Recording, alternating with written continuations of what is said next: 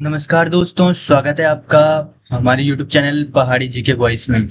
दोस्तों, अगर आप triple C, O level, CPCT, UK triple S C, UP triple S C, SSC, railway, police, banking, state exam या किसी भी ऐसी प्रतियोगी परीक्षा की तैयारी कर रहे हैं जिसमें कंप्यूटर विषय पर पूछा जाता है, जो आज की यह वीडियो है आपके लिए बेहद महत्वपूर्ण होने वाली है।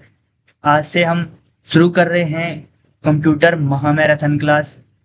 इस महामैराथन में हम कंप्यूटर के पूरे जितना भी सिलेबस है, बेसिक से लेकर एडवांस तक, उसके अंतर्गत जितने भी MCQs आएंगे, हर टॉपिक को आसान भाषा में, परीक्षा उपयोगी तरीके से और MCQ के साथ पढ़ाया जाएगा, ताकि आप किसी भी परीक्षा में कंप्यूटर सेक्शन में अच्छा स्कोर कर सकें। कंप्यूटर का जितना भी सिलेबस है वो हमने कंप्लीट कर लिया है, और जितना भी उसके अंतर्गत कंप्यूटर में पूछा जाता है वो सब हम आज महामैराथन क्लास में वो सीरीज चला रहे हैं। चाहे आप किसी भी एग्जाम की तैयारी कर रहे हो, उसके लिए ये बहुत ही महत्वपूर्ण होने वाला है।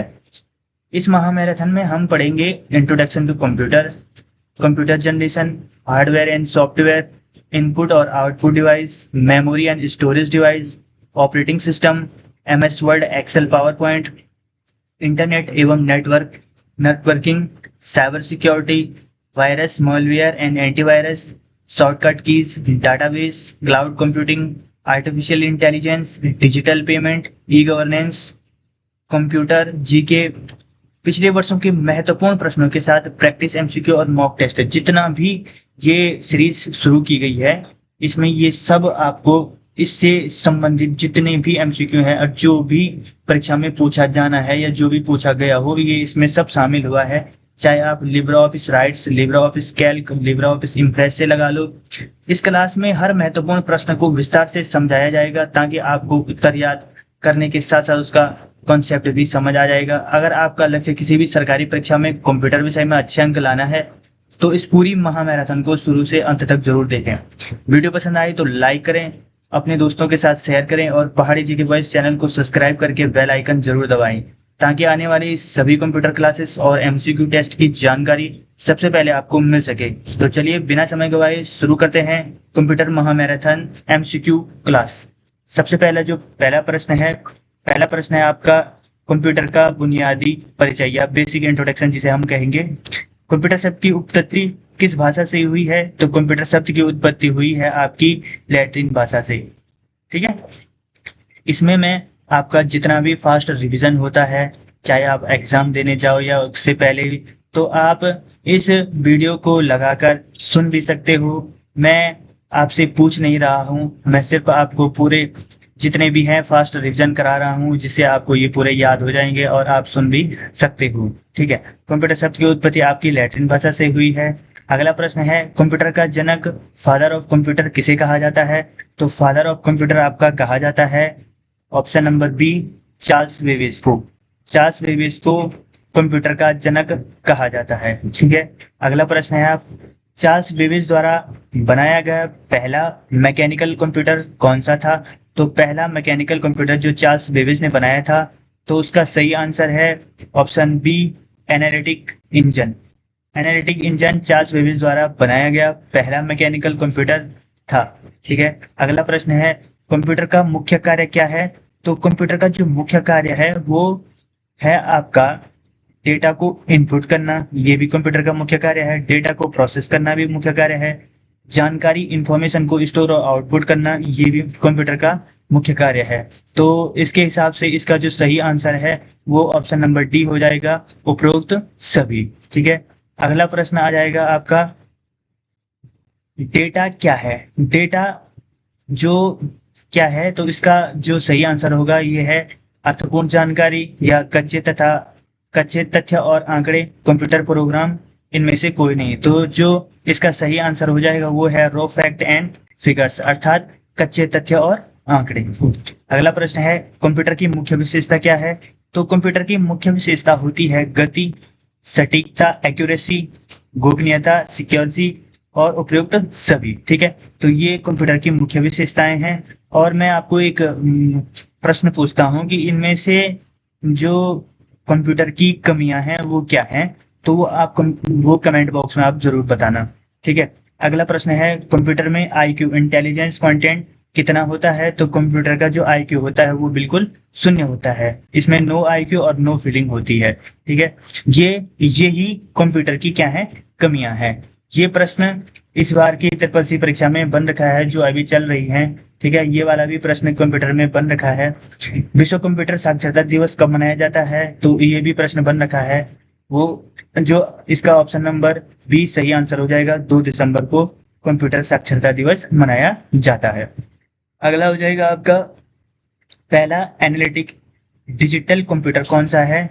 वो है आपका एनी। ठीक है, तो ये आपका बहुत ही इंपॉर्टेंट प्रश्न है।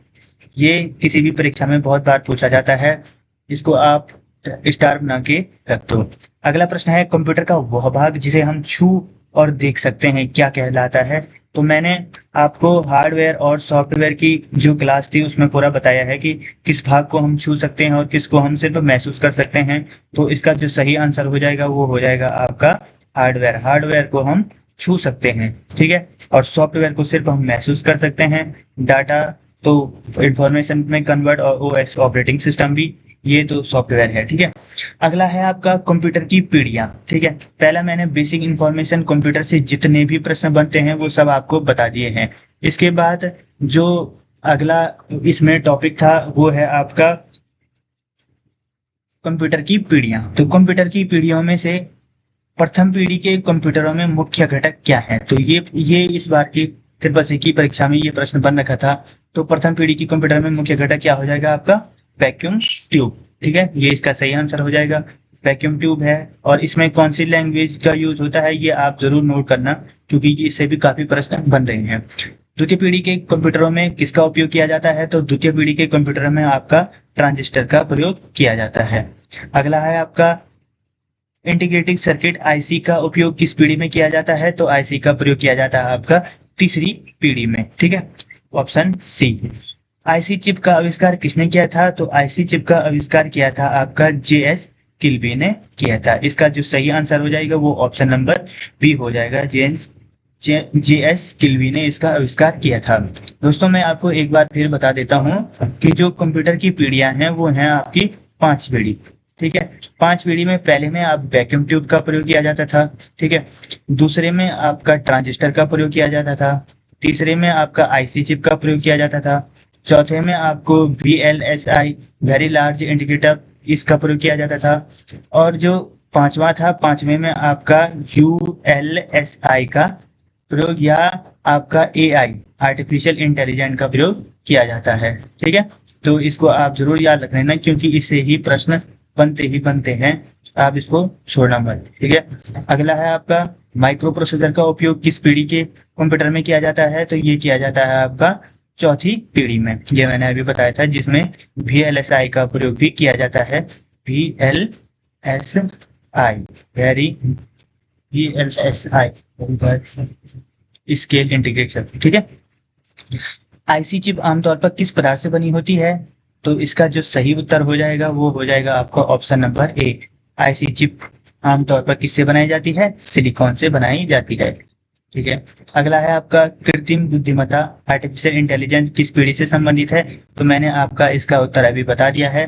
तो किस पीढ़ी से संबंधित है? ये है आपका 5वीं पीढ़ी से संबंधित है। ठीक है, अगला प्रश्न हो जाएगा ULSI ultra large scale integration. ये भी मैंने अभी आपको बता दिया है 5वीं पीढ़ी में, जिसमें आपका एआई का प्रयोग भी होता है, का उपयोग किस पीढ़ी में किया जाता है? तो ये किया जाता है आपका 5वीं पीढ़ी में, और इसमें एआई आर्टिफिशियल इंटेलिजेंस का प्रयोग किया जाता है।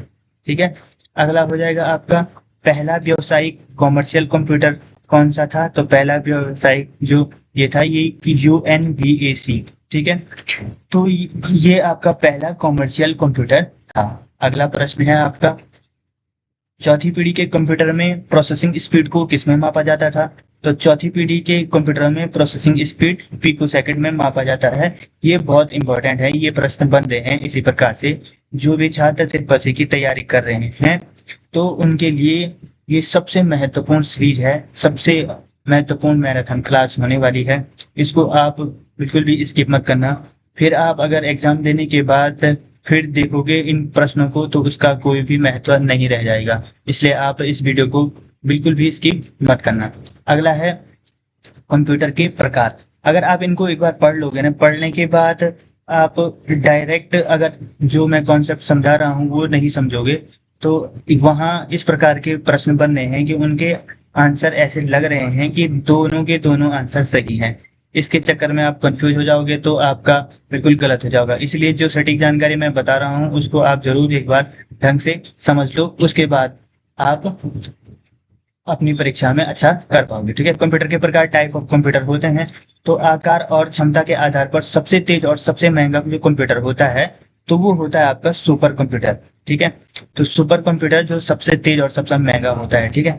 भारत का पहला सुपर कंप्यूटर कौन सा है? तो भारत का पहला सुपर कंप्यूटर आपका हो जाएगा परम 8000। और विश्व का पहला सुपर कंप्यूटर कौन सा है? तो वो है आपका क्राई फर्स्ट है। ठीक है। क्राई फर्स्ट को किसने विकसित किया है? तो ये आप कमेंट बॉक्स में जरूर बताना। अगला है भारत में निर्मित प्रथम कंप्यूटर का नाम क्या है? तो प्रथम कंप्यूटर का नाम है आपका ऑप्शन बी सिद्धार्थ। ठीक है। अगला, विश्व का पहला सुपर कंप्यूटर कौन सा है? तो विश्व का पहला सुपर कंप्यूटर अभी मैंने बता दिया है, विश्व का पहला सुपर कंप्यूटर हो जाएगा आपका क्राई फर्स्ट। ठीक है। मैंने आपको ये जैसे सबसे पहले एक चीज बता देता हूँ मैं आपको। जैसे पहली पीढ़ी के कंप्यूटर हैं, पहली पीढ़ी के कंप्यूटर में, पहली पीढ़ी का कंप्यूटर में किसका उपयोग किया जाता था, या इसमें जितने भी इंपॉर्टेंट प्रश्न हैं वो मैंने सब ऐड किए हुए। इसी प्रकार जो भी सिलेबस में है उससे मैंने वो सब एमसीक्यू इसमें डाले हुए हैं जो परीक्षा में बन रहे हैं और जिन्होंने में बनना ही बनना है। आप इनको देख सकते हो तो आप समझ जाओगे कि हाँ, जब आप परीक्षा दे के आओगे अगर उसके बाद देखोगे तो तब भी समझ जाओगे और पहले देखोगे तो तब भी समझ जाओगे। इसलिए इसको ध्यान से देखना। ठीक है। अगला आपका डेस्कटॉप और पर्सनल कंप्यूटर, पीसी को किस नाम से जाना जाता है? तो इसको माइक्रो कंप्यूटर। तो ये बहुत ही महत्वपूर्ण प्रश्न है। ये डेस्कटॉप और जो पर्सनल कंप्यूटर है उसको माइक्रो कंप्यूटर के नाम से जाना जाता है। अगला है आपका बड़ी कंपनियों और सरकारी विभागों में केंद्रीय डेटा स्टोरेज के लिए किस कंप्यूटर का उपयोग किया जाता है? तो वो किया जाता है आपका मेन फ्रेम कंप्यूटर। अब आकार के आधार पर भी पूछता है। सबसे पहला होता है माइक्रो कंप्यूटर, दूसरा होता है आपका मिनी कंप्यूटर, तीसरा होता है आपका मेन फ्रेम कंप्यूटर, चौथा होता है आपका सुपर कंप्यूटर और पांचवा होता है आपका वर्क स्टेशन। ठीक है। तो इसमें से चार ही इंपॉर्टेंट हैं। तो चार में पूछता है कि सबसे बड़ा कंप्यूटर कौन सा है और सबसे छोटा कंप्यूटर कौन सा है। तो शब्द से ही आप बता दोगे कि मिनी कंप्यूटर, लेकिन मिनी कंप्यूटर सबसे छोटा नहीं होता है। ठीक है। कौन सा होता है वो आप कमेंट बॉक्स में जरूर बताना। ठीक है। तो इस हिसाब से आप जब पढ़ोगे तब जाके आपकी एग्जाम में अच्छा स्कोर कर पाओगे। ठीक है। अगला है आपका भौतिक मात्राओं जैसे ताप, दाब, गति को मापने के लिए किस प्रकार का उपयोग किया जाता था? तो किस प्रकार के कंप्यूटर वो किया जाता है? भौतिक ताप। तो जो कंप्यूटर के जो भौतिक मात्राओं मापने के लिए, तो ये है आपका एनालॉग कंप्यूटर के जो कंप्यूटर होते हैं वो है, एक होता है मात्रा के आधार पर डिजिटल एनालॉग कंप्यूटर होता है, दूसरा होता है डिजिटल और तीसरा होता है हाइब्रिड। ठीक है। तो पहला जो एनालॉग कंप्यूटर होता है, तो एनालॉग कंप्यूटर में क्या मापा जाता है? जैसे ताप, दाब आदि या गति को मापा जाता है। और दूसरा जो डिजिटल कंप्यूटर होता है, डिजिटल कंप्यूटर में जितनी भी गणितीय क्रियाएं होती हैं, ठीक है, जितनी भी गणितीय क्रियाएं, जितनी भी अंक गणितीय क्रियाएं होती हैं वो आपका डिजिटल कंप्यूटर में होता है। उसके बाद जो हाइब्रिड कंप्यूटर होता है, एनालॉग और डिजिटल में जितनी भी चीजें होती हैं वो दोनों हाइब्रिड कंप्यूटर में होती हैं। ठीक है। इससे आप समझ गए होंगे कि इन दोनों में क्या होता है। अगला है आपका एनालॉग और डिजिटल दोनों प्रकार के गुणों को युक्त कंप्यूटर कौन सा है? अभी मैंने बता दिया है, हाइब्रिड कंप्यूटर है। ये बहुत महत्वपूर्ण है। ठीक है। पेट्रोल पंप पर तेल मापने वाली मशीन किस प्रकार के कंप्यूटर का उदाहरण है? तो अभी मैंने आपको बताया है कि जो पेट्रोल पंप में मशीन होती है, मैंने अभी आपको बताया कि एनालॉग जो कंप्यूटर होते हैं वो किस प्रकार के होते हैं। पहला तो ये हो गया। दूसरा, डिजिटल कंप्यूटर किस प्रकार के होते हैं। जो एनालॉग में मापी जाती है, एनालॉग में आपकी जो एनालॉग कंप्यूटर है उसमें ताप दाब मापा जाता है। तो लेकिन पेट्रोल पंप में ताप भी मांगा जाता है। दूसरा, डिजिटल कंप्यूटर में गणितीय क्रियाएं होती हैं। पेट्रोल पंप के जो मीटर होते हैं उसमें गणितीय क्रियाएं भी होती है। तो इसके लिए कौन सा आपका सही आंसर होगा, तो वो होगा आपका सही answer option number B, hybrid computer. यह आपके लिए बहुत इंपॉर्टेंट है। इसी प्रकार के प्रश्न परीक्षा में पूछे जा रहे हैं। अगला है लैपटॉप और स्मार्टफोन किस श्रेणी के कंप्यूटर हैं? तो लैपटॉप और स्मार्टफोन जो आपके माइक्रो कंप्यूटर हैं, ठीक है। तो लैपटॉप और स्मार्टफोन किस श्रेणी के कंप्यूटर हैं? आपके माइक्रो कंप्यूटर हैं। ये अभी मैंने ऊपर भी बता दिया है, लेकिन ये आपको जरूर याद रखना है। इसी प्रकार से, लेकिन क्वेश्चन दूसरा है, तो इसी प्रकार के प्रश्न बन रहे हैं।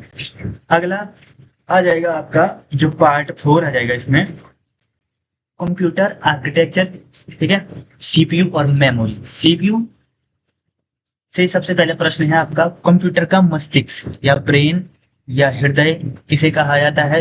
ब्रेन ऑफ कंप्यूटर किसे कहा जाता है? तो वो ऑप्शन नंबर सी, सीपीयू को कहा जाता है, ठीक है। अगला प्रश्न है आपका, सीपीयू का पूर्ण रूप फुल फॉर्म क्या है? तो सीपीयू की जो पूरा नाम है वो है सेंट्रल प्रोसेसिंग यूनिट, ठीक है। सीपीयू का पूरा नाम क्या है? सेंट्रल प्रोसेसिंग यूनिट है। इसको ढंग से मतलब ऐसे ही आप वो मत करना कि सीधे टिक मार के आ जाओ, ध्यान से देखना। देखो, सेंट्रल इसमें भी दिया है, सेंट्रल इसमें भी दिया है, प्रोग्राम यूनिट दिया है, ठीक है, इसमें प्रोसेसिंग यूनिट दिया है, इसमें प्रोसेसिंग यूनिट है। तो सीधे आगे दिख रहा सेंट्रल है तो इसी पे टिक मत मार देना, सीधे इसी पे टिक मत मार देना। क्यों?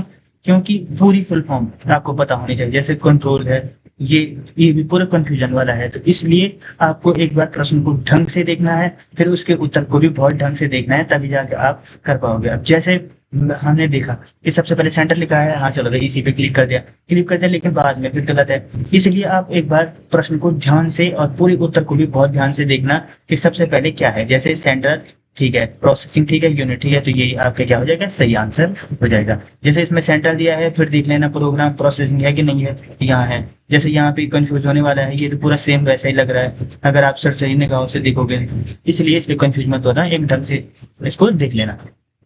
अगला है आपका सीपीयू के मुख्य भाग। तो सीपीयू ये है, ठीक है। तो सीपीयू के अंदर जो मुख्य भाग होते हैं ये आपका सीपीयू हो जाएगा। सीपीयू में होता है, एक होता है एएलयू, एएलयू का मतलब होता है अर्थमेटिक लॉजिक यूनिट।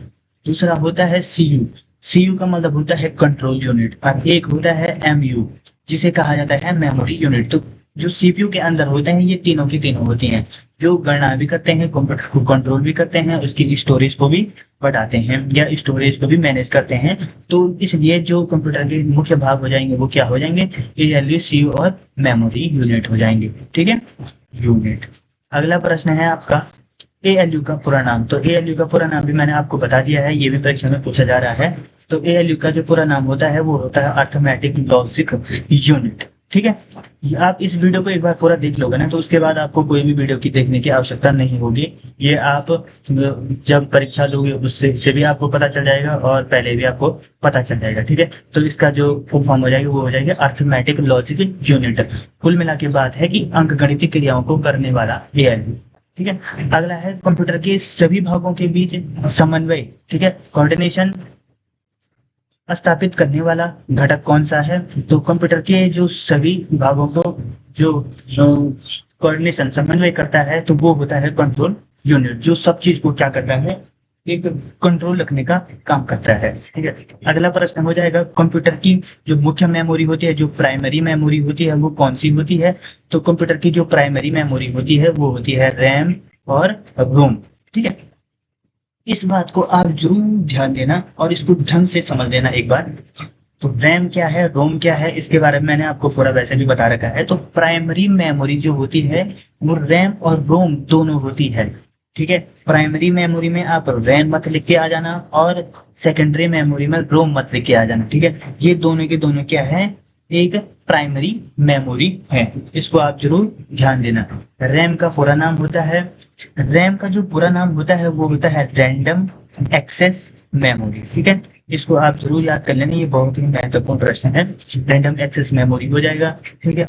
और कंप्यूटर बंद होने पर किस मेमोरी का डेटा नष्ट हो जाता है? तो वो रैम ही होती है, जिसे वोलेटाइल मेमोरी भी कहा जाता है। इससे क्या होता है कि जैसा लाइट चली गई, अगर हमने यूपीएस नहीं लगाया है तो लाइट चली गई, तो ऑटोमेटिकली क्या हो जाता है, जैसे हम कुछ काम कर रहे हैं, हमने पूरा डाटा लिख के रख दिया है और लिखने के बाद अचानक लाइट चली गई तो पूरा डाटा ऑटोमेटिकली क्या हो जाएगा, डिलीट हो जाएगा, वो फिर हमको नहीं मिल सकता, फिर हमको दोबारा उस पर काम करना पड़ेगा। तो वो किस मेमोरी में होता है डाटा नष्ट, तो वो आपका रैम में होता है। अगला आ जाएगा आपका रोम का पूरा नाम। रोम का जो पूरा नाम होता है वो होता है रीड ओनली मेमोरी, ठीक है। एक इससे आता है कि कौन से रोम में इरेजिबल डाटा होता है, तो ठीक है, तो वो अभी मैं आपको बता दूंगा या आप कमेंट बॉक्स में बता देना, क्योंकि जो मैंने ये भी पूरा बता रखा है कि रोम के प्रकार में कितने प्रकार के रोम होती हैं, रैम कितने प्रकार के होते हैं।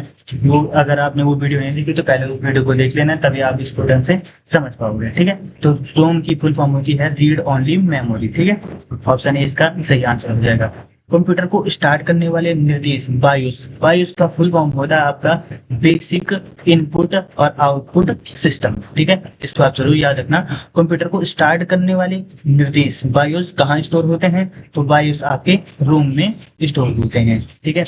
अगला प्रश्न आ जाएगा बायोस की फुल फॉर्म, तो अभी मैंने बता दिया है बेसिक इनपुट आउटपुट सिस्टम, ये होती है आपकी बायोस की फुल फॉर्म। इसको ढंग से याद कर देना, क्योंकि एक अभी मैं अभी बता रहा हूँ, आप देख लोगे हाँ ठीक है कि ये बेसिक इनपुट आउटपुट है, लेकिन इससे कंफ्यूज हो जाएगा पेपर में। देखो basic interface output system, board input output, तो इसलिए आप इस पे एक बार ढंग से ध्यान देना कि बेसिक भी है, इनपुट भी है, आउटपुट भी है और सिस्टम भी है, ठीक है, तभी आपको फुल फॉर्म ढंग से याद हो पाएगी, ठीक है। अभी मैंने एक प्रश्न बताया था कि जो बायोस है वो कहाँ स्टोर होता है, तो वो आप कमेंट बॉक्स में बता देना। तो बायोस कहाँ स्टोर होता है मैंने अभी बताया है, इससे पहले एक क्वेश्चन है वो, तो उसको आप कमेंट बॉक्स में बताना।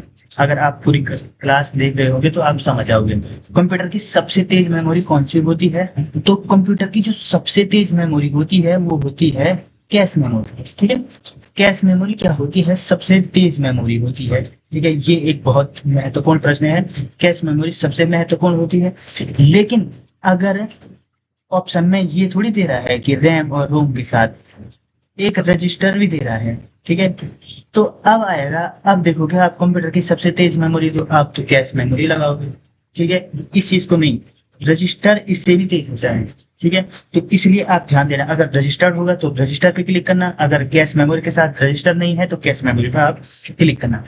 प्रोसेसर और मुख्य मेमोरी के बीच बफर के रूप में कौन सी मेमोरी काम करती है, तो वो करती है आपकी कैश मेमोरी, ठीक है। अगला आ जाएगा बाइट, ठीक है। अब बाइट के लिए भी ये जो ये यूनिट्स हैं, इनको याद करने के लिए भी मैंने एक बहुत अच्छी ट्रिक बताई है। अगर आप ये वीडियो पूरा देखते हैं और अगर आप यहाँ तक भी इस वीडियो को देखा होगा तो आप जरूर कमेंट में बोलोगे कि वो ट्रिक क्या है, तो मैं आपको वो बहुत शॉर्ट ट्रिक है, उससे आप ये पूरा का पूरा 1 सेकंड में याद कर दोगे। ओनली कितने 10 वो है, उसमें सिर्फ 10 शब्द हैं इंग्लिश के, बस आप पूरा समझ जाओगे, ठीक है।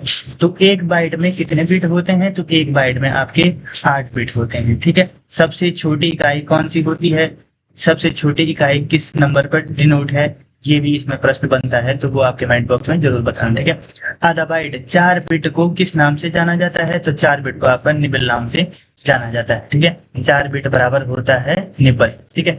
1 केबी, केबी का मतलब होता है किलोबाइट, कितने बाइट के बराबर होता है, तो केबी होता है आपका 1024 बाइट, ठीक है। ये प्रश्न भी परीक्षा में पूछा जा रहा है कि किलो 1 केबी बराबर कितना बाइट होता है, 1024 बाइट।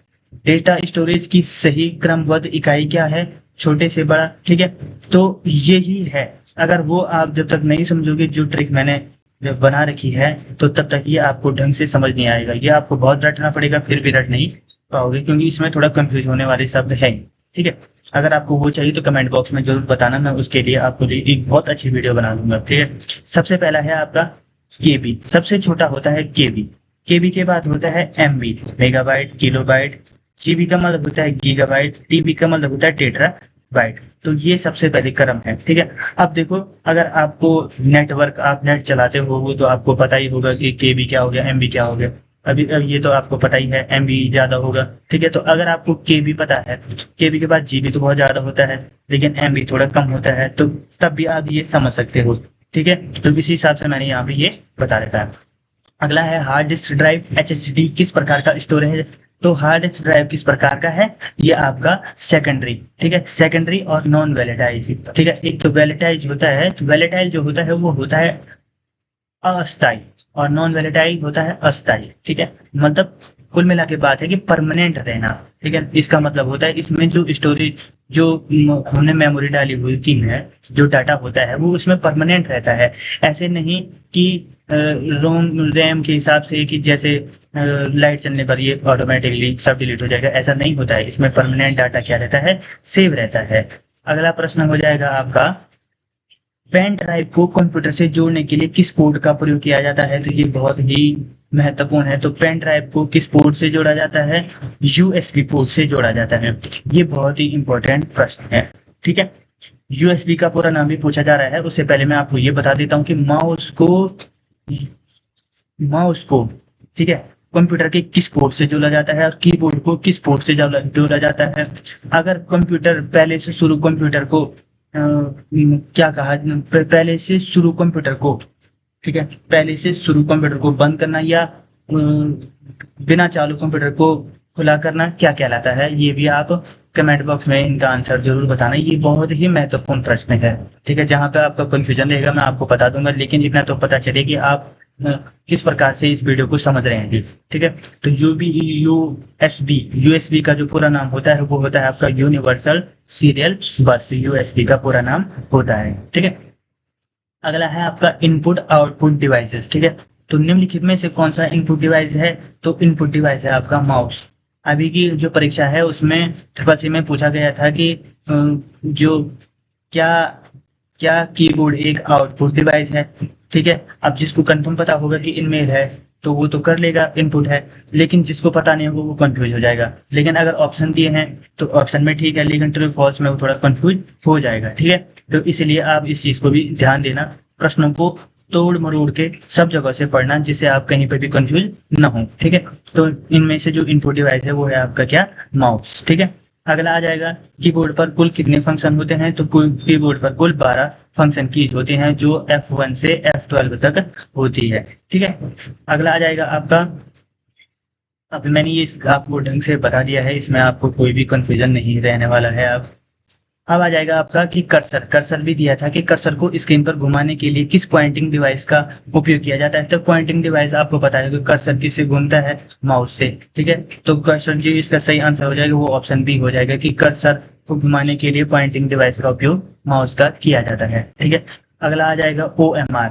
तो OMR का पूरा नाम होता है आपका ऑप्टिकल माथ रीडर, ठीक है। ये इसका सही आंसर हो जाएगा, लेकिन प्रश्न इस प्रकार से आ रहा है कि OMR क्या डिवाइस है, इनपुट है या आउटपुट है, ठीक है। तो ये भी आप कमेंट बॉक्स में बता देना, ठीक है। बैंकों में चेक को पढ़ने के लिए किस इनपुट तकनीकी का प्रयोग किया जाता है, तो वो किया जाता है आपका MICR, ठीक है। MICR का मतलब क्या होता है, तो MICR का मतलब होता है मैग्नेटिक इंक कैरेक्टर रिकॉग्निशन, ठीक है। ये बहुत ही महत्वपूर्ण है, और सबसे महत्वपूर्ण इसमें एक प्रश्न बनता है कि जो MICR, ठीक है, इसका जो नंबर होता है वो कितने डिजिट का होता है, तो ये आप कमेंट बॉक्स में बता देना, ठीक है, ठीक है। तो ये आप कमेंट बॉक्स में बताना है कि MICR जो नंबर होता है वो कितने डिजिट का होता है, ठीक है। MICR का पूरा नाम मैंने आपको बता दिया है, MICR का पूरा नाम है मैग्नेटिक इंक कैरेक्टर रिकॉग्निशन, ठीक है। अगला है आपका कि हार्ड कॉपी तैयार करने के लिए किस आउटपुट डिवाइस का उपयोग किया जाता है, तो हार्ड कॉपी तैयार करने के लिए आपका प्रिंटर का प्रयोग किया जाता है। हार्ड कॉपी मतलब रियल कॉपी है, रियल कॉपी कैसे आती है, प्रिंट करके आपके हाथों में जो आ गई वो आपकी हार्ड कॉपी हो जाएगा। तो ये किसके माध्यम से आती है, आपकी प्रिंटर के माध्यम से आती है। अगला प्रश्न है, मॉनिटर पर दिखने वाले आउटपुट को क्या कहा जाता है, तो जो मॉनिटर पे जो आउटपुट दिखाई देता है उसे क्या कहा जाता है, तो उसे कहा जाता है आपका सॉफ्ट कॉपी। अब सॉफ्ट कॉपी क्या होती है कि हमारे पास कोई पेज है, अब उसको प्रिंट निकालोगे तो हार्ड कॉपी प्रिंट आउट में आ जाएगी, लेकिन जो सॉफ्ट कॉपी है वो उसके अंदर जो दिखती है मॉनिटर पे आउटपुट को कहा जाता है, उसको दिखने वाले को क्या कहा जाता है, आपका सॉफ्ट कॉपी कहा जाता है। अगला प्रश्न है, कंप्यूटर स्क्रीन पर सबसे छोटे बिंदु डॉट को क्या कहा जाता है, तो ये प्रश्न भी बहुत बार बन गया है, तो इसको कहा जाता है आपका पिक्सल, इसको आप जरूर याद रखना, ठीक है। अगला प्रश्न है आपका, उच्च गुणवत्ता वाले बड़े ग्राफिक्स और आर्किटेक्चर ड्राइंग प्रिंटर प्रिंट करने के लिए किसका उपयोग किया जाता है? तो ये किया जाता है आपका किसका? प्लॉटर का उपयोग। ठीक है, प्लॉटर किस प्रकार की डिवाइस है? देखो प्रिंटर बता दिया, तो प्रिंटर तो आप समझ जाओगे आउटपुट डिवाइस है, लेकिन प्लॉटर भी प्रिंटर है। ठीक है, तो ये भी एक आउटपुट डिवाइस है। ठीक है, और प्लॉटर कितने प्रकार के होते हैं तो ये भी आप जरूर एक बार कर लेना। फिर मेरे को अगर कमेंट में आपने ये सब बता दिया जितने मैंने आपके लिए कमेंट करने के लिए कहा है, तो मैं इसकी बहुत अच्छे से, ज्यादा नहीं 5 मिनट की वीडियो में ही मैं आपको ये पूरा समझा दूंगा। मेरा ये जो कमेंट करवाने का मुख्य मकसद है वो ये है कि आप देख भी रहे हो या नहीं देख रहे हो। ठीक है, इसलिए ऐसा कह रहा हूँ। ठीक है, अगला है आपका, अगला प्रश्न है आपका, निम्नलिखित में से कौन सा इनपुट आउटपुट दोनों है? तो इनपुट और आउटपुट दोनों क्या है? ये प्रश्न भी परीक्षा में बन रखा है। Touch screen, touch screen input कैसे है? तो टच स्क्रीन पे क्या करते हैं हम कि लिखते हैं। ठीक है, तो लिखना मतलब इनपुट हो जाएगा। और आउटपुट कैसे है? आउटपुट उस पर प्राप्त होता है जो लिखते हैं, जो दिखता है। तो इसलिए जो टच स्क्रीन है वो आपकी इनपुट और आउटपुट डिवाइस दोनों है। फिर अगला प्रश्न है, लेजर प्रिंटर में किस प्रकार के टोनर का उपयोग किया जाता है? तो लेजर में जो टोनर होता है वो ड्राई होता है। ठीक है, लेजर प्रिंटर में ड्राई जो पाउडर होता है ना, सूखा पाउडर, उसका उपयोग किया जाता है। ठीक है, सूखा पाउडर। सीआरटी का भी पूरा नाम पूछा जा रहा है बहुत बार। ठीक है, तो इसका जो पूरा नाम है वो है कैथोड रे ट्यूब। इसका आंसर यही सही हो जाएगा, ऑप्शन डी। ठीक है, अगला प्रश्न है, कंप्यूटर में गेम खेलने के लिए किस इनपुट डिवाइस का सबसे अधिक उपयोग किया जाता है? तो सबसे अधिक उपयोग होता है आपका जॉयस्टिक का। ठीक है, तो कंप्यूटर में जॉयस्टिक का जो उपयोग किया जाता है वो गेम खेलने के लिए किया जाता है। अगला है आपका, कागजी दस्तावेजों को डिजिटल इमेज में बदलने वाले डिवाइस को क्या कहते हैं? तो कागजी दस्तावेज को डिजिटल इमेज में बदलने के लिए जो, जैसे कागज है, अब कागज को हम डिजिटल रूप में कैसे बदल सकते हैं? सबसे पहले उसको स्कैन कर स्कैन करने के लिए अगर उसकी क्वालिटी अच्छी करनी है तो डीपीआई पर डिपेंड करेगा। ठीक है, डीपीआई जितनी ज्यादा रखोगे उतना ज्यादा आपका स्कैनर में जो आपने डॉक्यूमेंट डाली है वो उतनी स्पष्ट आपको दिखाई देगी। कमेंट में आप डीपीआई की फुल फॉर्म भी बता देना। ठीक है, अगला है आपका कंप्यूटर सॉफ्टवेयर और ऑपरेटिंग सिस्टम। ठीक है, ओएस या सॉफ्टवेयर। सॉफ्टवेयर के मुख्य 2 प्रकार होते हैं। तो मुख्य 2 प्रकार कौन से होते हैं? एक होता है सिस्टम सॉफ्टवेयर, एक होता है एप्लीकेशन सॉफ्टवेयर। अब मैं आपको एक चीज बता रहा हूँ, ये आप जरूर ध्यान देना। देखो ये आ भी रखा है, ये प्रश्न इस बार परीक्षा में बन रखा है। ठीक है, इसमें बहुत बार कंफ्यूज हो जाते हैं। ठीक है, तो सॉफ्टवेयर के मुख्य 2 प्रकार हो गए, सिस्टम सॉफ्टवेयर, एप्लीकेशन सॉफ्टवेयर। ये प्रश्न बना है, ये बहुत इंपॉर्टेंट है, ये बहुत बार बन रहा है। हर जितने भी शिफ्ट थी उसमें ये प्रश्न बन रखा था। दोस्तों ने बताया हुआ था कि जिसने भी ये एग्जाम दिया है, और वो बता रहे थे कि ये हर शिफ्ट में बन रहा है। ठीक है, ऑपरेटिंग सिस्टम ओएस किस प्रकार के सॉफ्टवेयर का उदाहरण है? तो ऑपरेटिंग सिस्टम ओएस किस प्रकार के सॉफ्टवेयर का उदाहरण है? Application software, system software, utility software और ओपन सोर्स सॉफ्टवेयर। अगर इस प्रकार से है तो आप सीधे लिख दोगे कि सिस्टम सॉफ्टवेयर, लेकिन वहां ऑप्शन किस प्रकार से आ रहे हैं? सिस्टम है कि यूटिलिटी है कि दोनों है कि ओपन सोर्स है। अब यूटिलिटी और सिस्टम जहाँ पे आ जाएगा तो थोड़ा कंफ्यूजन बढ़ जाता है, इसलिए आपको पक्का कंफर्म याद करना है कि जो सिस्टम सॉफ्टवेयर है तो ओएस एक प्रकार का क्या है? सिस्टम सॉफ्टवेयर है। इस हिसाब से आपको ये क्या करना है? याद करना है। एक बार इसको ढंग से फिर से देख लेना कि ओएस किस प्रकार का है। ओएस किसी प्रकार का नहीं है, ओएस सिर्फ किस प्रकार का है? System software. ये इसको भी नहीं देखना आपको, इसको भी नहीं देखना है, इसको भी नहीं देखना, आपको सिर्फ देखना है कि ओएस सिस्टम सॉफ्टवेयर है। ठीक है, ऑपरेटिंग सिस्टम जिसे कहा जाता है। अब आता है अगला प्रश्न, एमएस वर्ड और फोटोशॉप किस प्रकार के सॉफ्टवेयर हैं? तो ये आपके क्या है? एमएस वर्ड भी एक एप्लीकेशन है, और जो फोटोशॉप है जिसमें फोटो वगैरह बनाई जाती है, तो वो आपका क्या है? दोनों के दोनों एक एप्लीकेशन सॉफ्टवेयर है। ठीक है, ये बहुत महत्वपूर्ण प्रश्न है आपके लिए। अगला है, कंप्यूटर को रिबूट या स्टार्ट करने की प्रक्रिया क्या कहलाती है? तो वो कहलाती है बूटिंग। ठीक है, अभी मैं इसी को आपको बता रहा था कि अगर अभी मैं ये प्रश्न बना रखा है मैंने, तो वो आपको मैं बता देता हूँ कि कंप्यूटर को रिबूट या स्टार्ट करने की प्रक्रिया को क्या कहा जाता है? तो वो उसको क्या कहा जाता है? बूटिंग कहा जाता है। लेकिन जब कंप्यूटर पहले से चालू हो और उसे पुनः स्टार्ट किया जाए तो उसे क्या कहा जाता है, तो उसे वार्म बूटिंग कहा जाता है। ठीक है, मतलब पहले से ही अगर इस प्रकार से भी आप समझ सकते हो कि पहले से ही कोई काम कर रहा है और उसको और काम दिया जाए तो वो डबल हो जाएगा। ठीक है, वो गर्म हो जाएगा, ऐसे लगा लो कुल मिला के, तो इसलिए इसे वार्म बूटिंग कहा जाता है। इस प्रकार से भी इसको समझ सकते हो।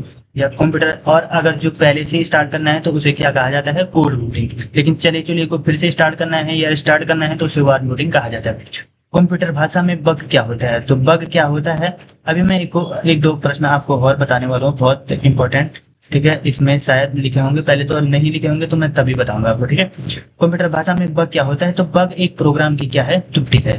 ठीक है, अब आप कमेंट में ये बताना, उसके बाद मैं इसका आंसर बताऊंगी। वायरस क्या है और वायरस कहाँ से उत्पन्न होता है। वायरस को मानव उत्पन्न करता है या मशीन उत्पन्न करती है या अपने आप उत्पन्न होता है, तो इन तीनों ऑप्शन को आप जरूर कमेंट बॉक्स में बताना, क्योंकि ये बहुत ही महत्वपूर्ण प्रश्न है और ये परीक्षा में, हर परीक्षा में पूछा जा रहा है।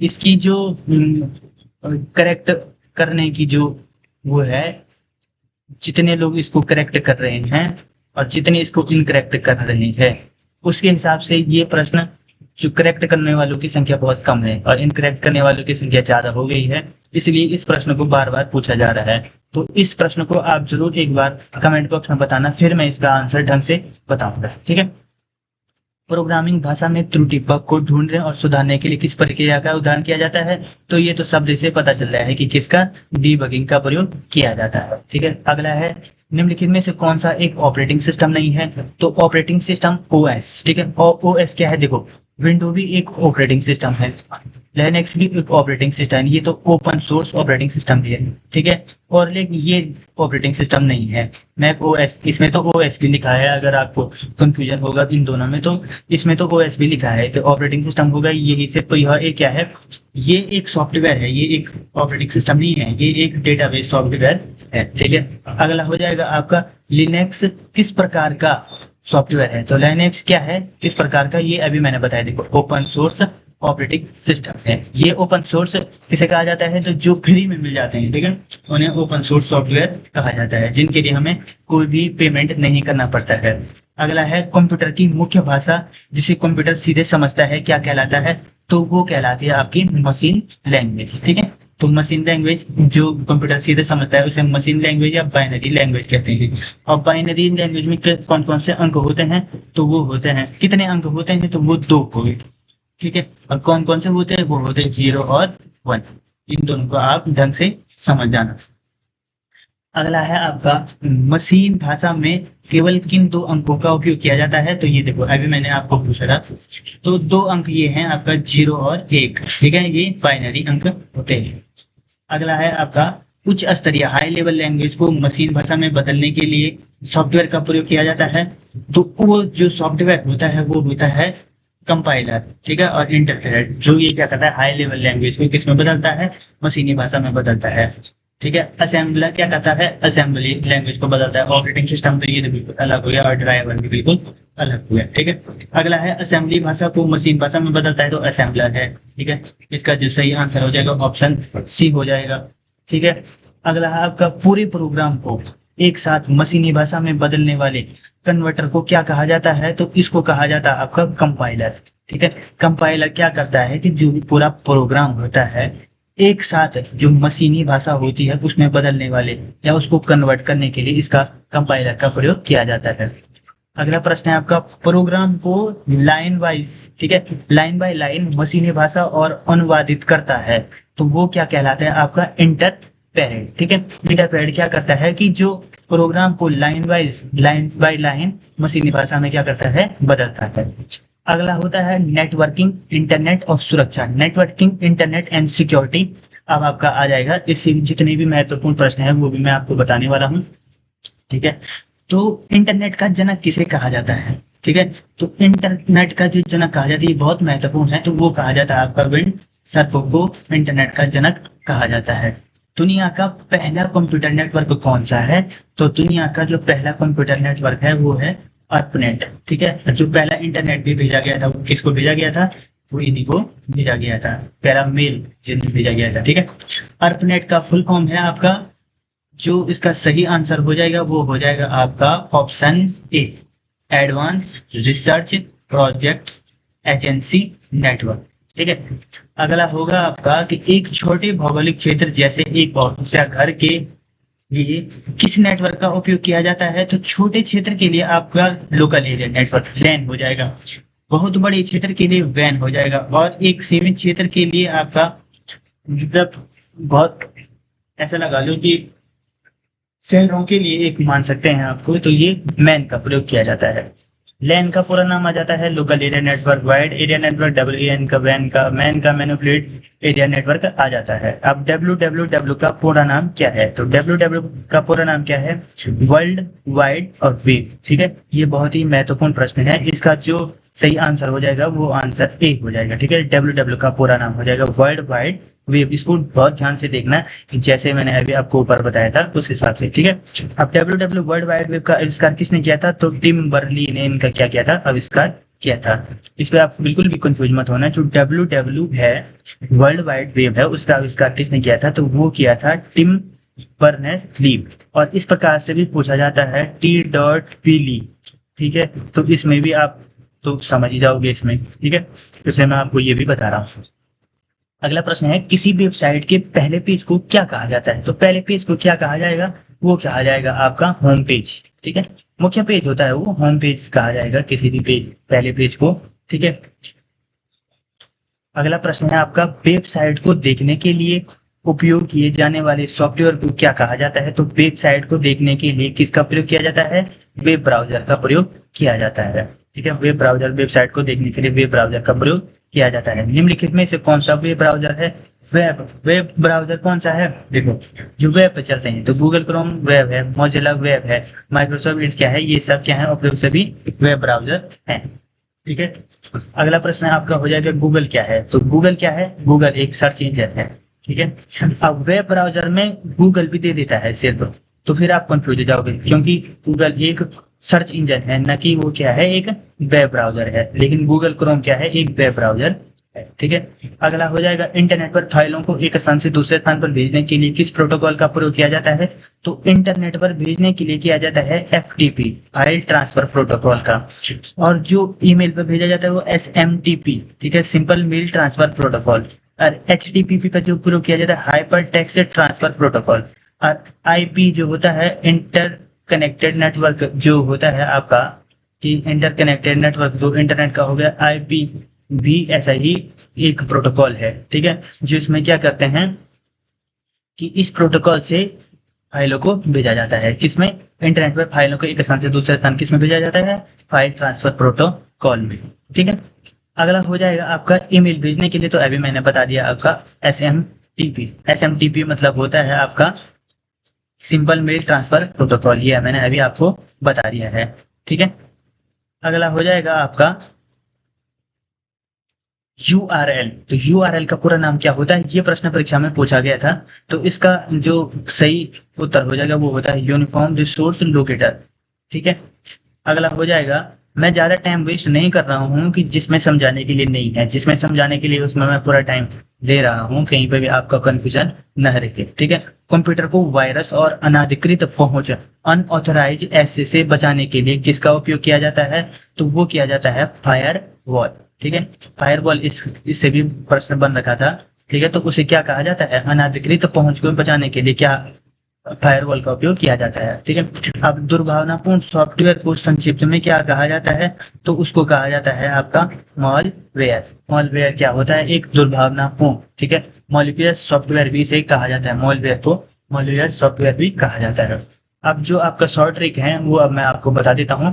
कंप्यूटर में किसी टेक्स्ट या फाइल को कॉपी करने के लिए तो सिंपल है Ctrl+C, C का मतलब C, पेस्ट करने के लिए V, कट करने के लिए X, ठीक है, Z अनडू, ठीक है, और T आपको मैंने बता दिया है।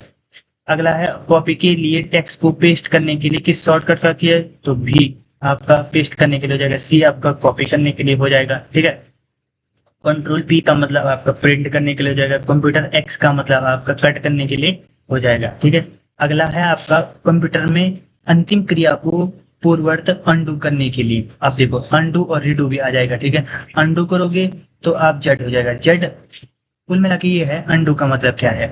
अब अनडू और रीडू का मतलब क्या है? अब जैसे आपने कुछ लिख दिया, ठीक है, अब लिखने के बाद क्या हो गया कि आपको वो लिखना नहीं था, आपको कुछ दूसरा लिखना था, तो आप उसको कंट्रोल जेड दबा के वो हट जाएगा, सीधा आप पहले उस पर पहुंच जाओगे, फिर आप दूसरा लिख सकते हो। ठीक है, लेकिन आपको फिर वही चाहिए था जो आपने लिखा है, तो आप उसको कंट्रोल प्लस वाई दबाकर उसको रीडू कर सकते हो।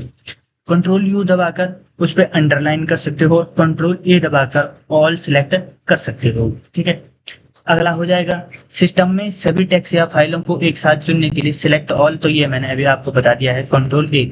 इसमें कंट्रोल एस भी है, ये भी है, ये तो मैंने बता दिए हैं लगभग। ठीक है, कंप्यूटर को रिफ्रेश करने के लिए किस फंक्शन की का उपयोग किया जाता है, तो कंप्यूटर को रिफ्रेश करने के लिए किस फंक्शन का, तो वो किया जाता है आपका F5 का प्रयोग किया जाता है। ये बहुत ही महत्वपूर्ण प्रश्न आपके लिए हो जाएगा। तो दोस्तों मैंने ये पूरी सीरीज आपकी कंप्लीट करवा दी है। अब इसमें जो छूटा हुआ है वो लिब्रा ऑफिस मेल और लिब्रा ऑफिस राइट वगैरह, ये इससे छूटा हुआ है। इसकी भी मैंने पूरी मैराथन क्लास बना रखी है। आप एक बार इसका रिवीजन करके जरूर आप कमेंट में बता देना कि आपको वीडियो किस प्रकार से लगी है। दोस्तों अभी मैं इसका अब पूरा आपको, आज मैराथन क्लास है तो इसमें पूरा कराने वाला हूँ। ठीक है दोस्तों, जो आपका अगला प्रश्न होगा, तो अगला प्रश्न है आपका लिब्रा ऑफिस राइट से शुरू कर रहे हैं हम। ठीक है, तो लिब्रा ऑफिस राइट में जो पहला प्रश्न है आपका, Libra office right default file extension क्या है। ठीक है, तो जो लिब्रा ऑफिस राइट का है तो वो इसका एक्सटेंशन ODT है। एक्सटेंशन का मतलब क्या होता है, तो एक्सटेंशन का मतलब होता है कि जिससे आप समझो कि ये किसकी फाइल है। जैसे डॉक्यूमेंट है तो DOC डॉक्यूमेंट हो गया, जैसे म्यूजिक है तो कैसे समझोगे आप, म्यूजिक में MP3 हो गया, MP4, इस प्रकार से होगा। वीडियो का होगा, इमेज का होगा, तो इस प्रकार से आप इनको समझ पाओगे। ठीक है, तो जो लिब्रा ऑफिस राइट में डिफॉल्ट फाइल एक्सटेंशन होता है वो होता है ODT।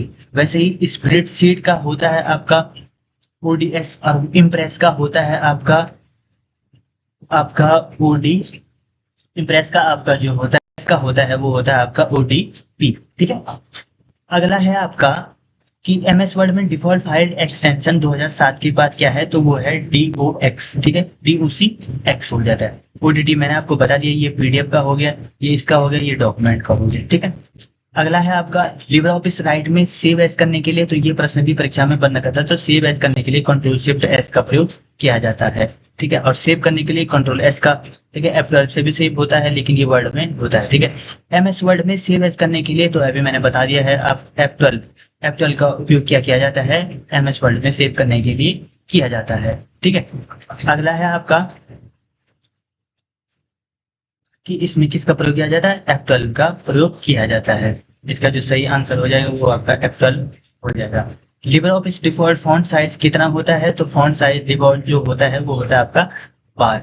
ठीक है, तो जो लिब्रा ऑफिस राइट में डिफॉल्ट फॉन्ट साइज होता है वो आपका 12 होता है। अगला है आपका MS वर्ड में डिफॉल्ट फॉन्ट नेम और साइज क्या होता है, तो वो ये ऑप्शन नंबर B हो जाएगा, किल 11 हो जाएगा। ठीक है, अब अगला है आपका लिब्रा ऑफिस राइट में सुपर स्क्रिप्ट। इस प्रकार से भी प्रश्न बने हुए थे, शॉर्टकट कुंजी क्या है, तो सुपर स्क्रिप्ट और सब स्क्रिप्ट नहीं आ रहा है। प्रश्न इस प्रकार से पूछ रहा है कि किसी भी शब्द में जैसे थोड़ा ऊपर उठा शब्द क्या कहलाता है, कि सुपर स्क्रिप्ट सब स्क्रिप्ट क्या कहलाता है, नीचे उठा शब्द क्या कहलाता है, तो ऊपर उठा शब्द होता है आपका सब स्क्रिप्ट। सब स्क्रिप्ट के लिए ये है शॉर्टकट की। ठीक है, सब स्क्रिप्ट के लिए आपकी जो शॉर्टकट की हो जाएगी ये हो जाएगी आपकी, और सुपर के लिए तो आपकी ये हो जाएगी। लेकिन जो आपका सब स्क्रिप्ट होगा, तो सब स्क्रिप्ट के लिए जो आपकी शॉर्टकट की होगी तो वो हो जाएगी आपकी B। ये क्या होता है, नीचे होता है यहाँ पे शब्द पे, और ये ऊपर। जैसे x स्क्वायर हो गया, x का स्क्वायर हो गया तो x स्क्वायर ऊपर होता है ना, और x2 नीचे होता है, तो वो आपका सब स्क्रिप्ट हो जाएगा। ठीक है, ये तो सेव करने के लिए है।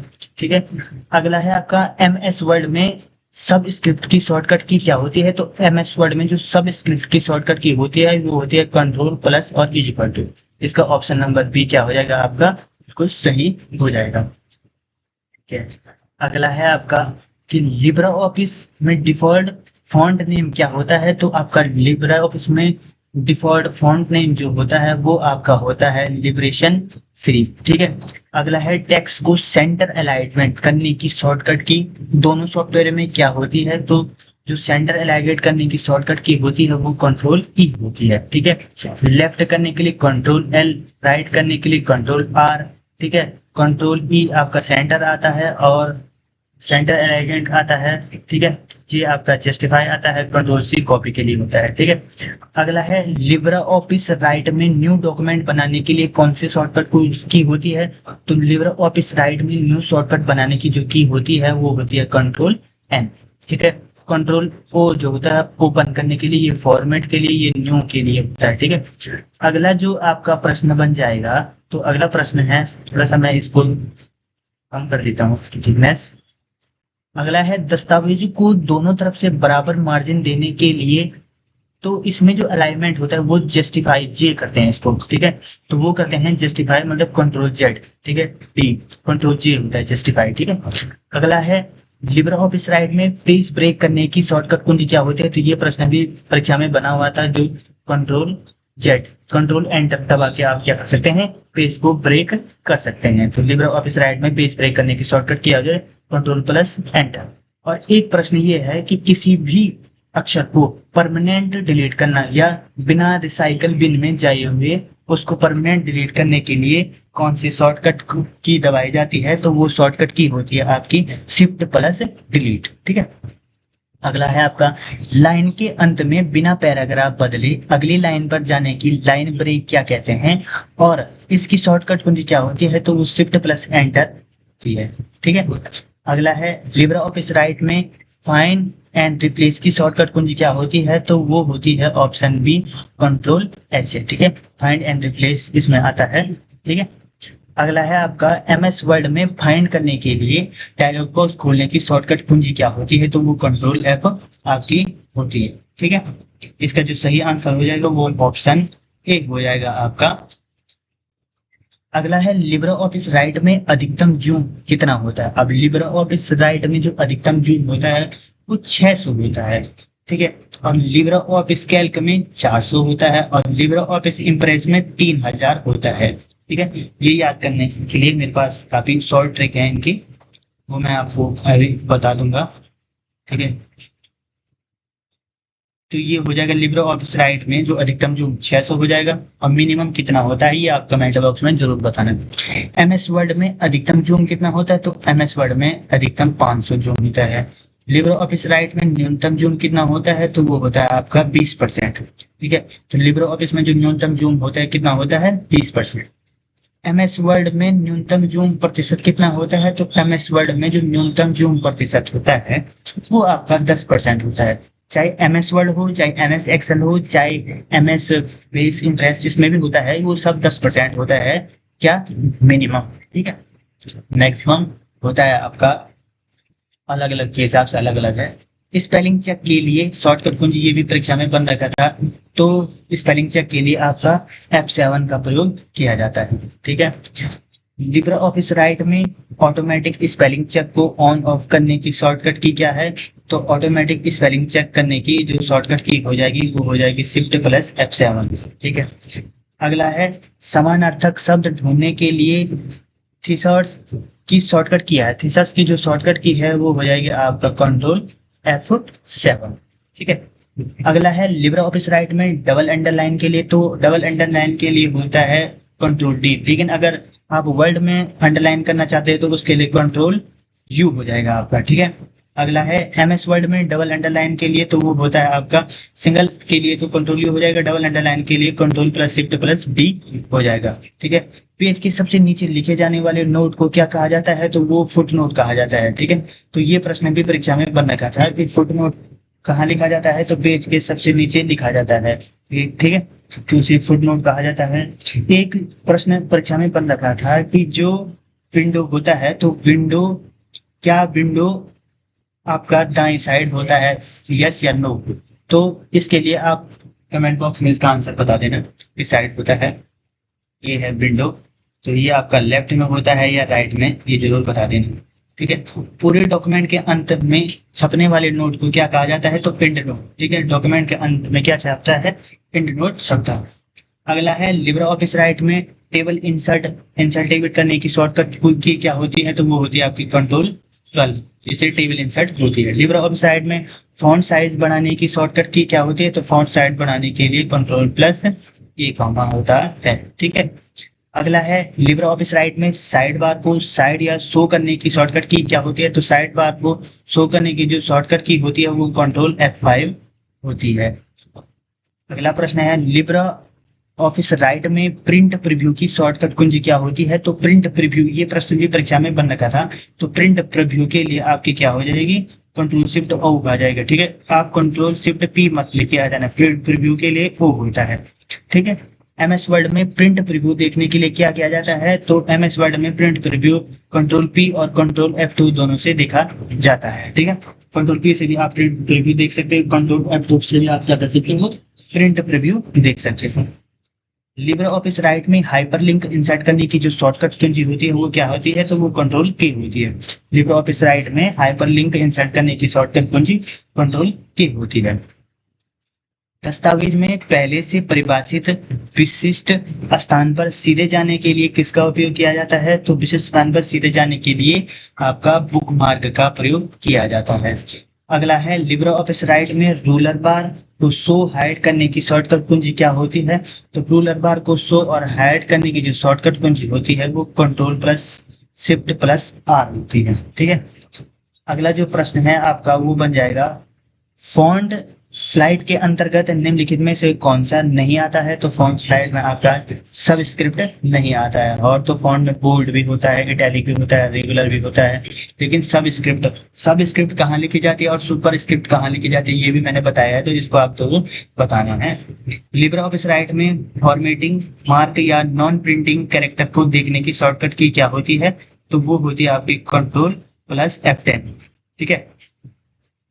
अगला प्रश्न आ जाएगा MS वर्ड में फॉन्ट डायलॉग बॉक्स खोलने की शॉर्टकट की क्या होती है, तो फॉन्ट डायलॉग बॉक्स खोलने की शॉर्टकट की कंट्रोल+D भी होती है, कंट्रोल+Shift+S भी होती है, कंट्रोल+Shift+P भी होता है। ठीक है, तो इसका मतलब जो इसका सही आंसर है वो ऑप्शन डी है, उपयुक्त तो सभी इसका क्या है, एक सही आंसर है।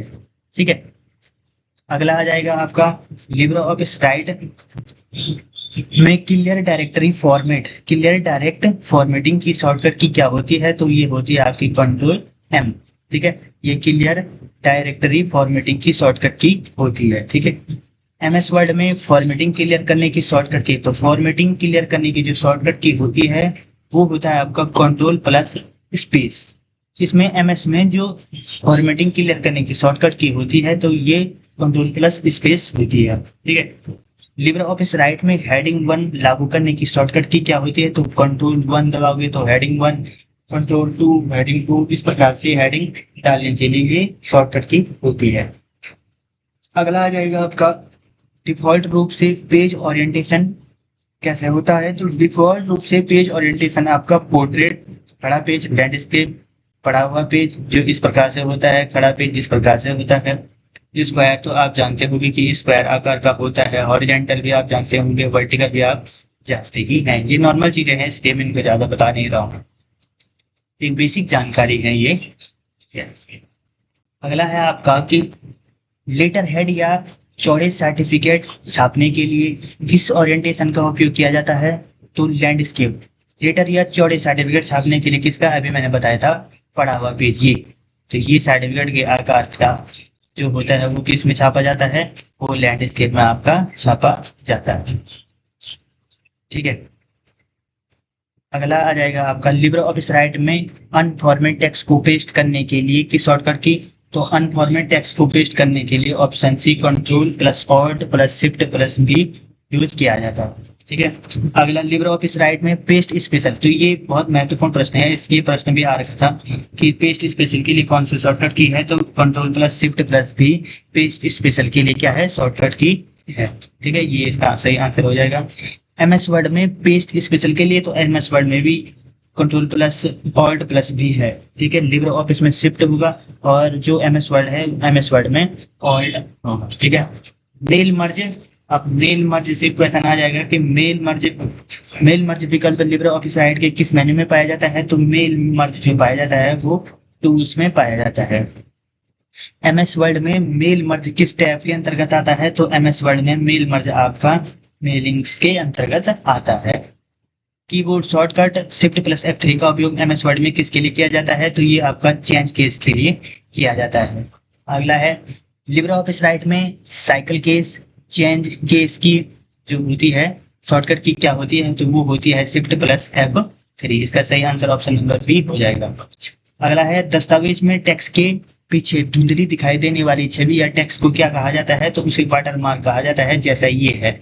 ठीक है, तो जो हमारा लोगो है पहाड़ी जी के वॉइस का, तो वो पूरा मतलब बहुत डार्क है, लेकिन इसमें ये धुंधला दिखाई दे रहा है, तो इस धुंधलेपन को क्या कहा जाता है, इसे वाटर मार्क कहा जाता है। अगर ये साफ दिखाई देता तो इसे बैकग्राउंड कहा जाता। अब यही लोगो अगर पूरा दिखाई देता तो ये लोगो कहा जाता।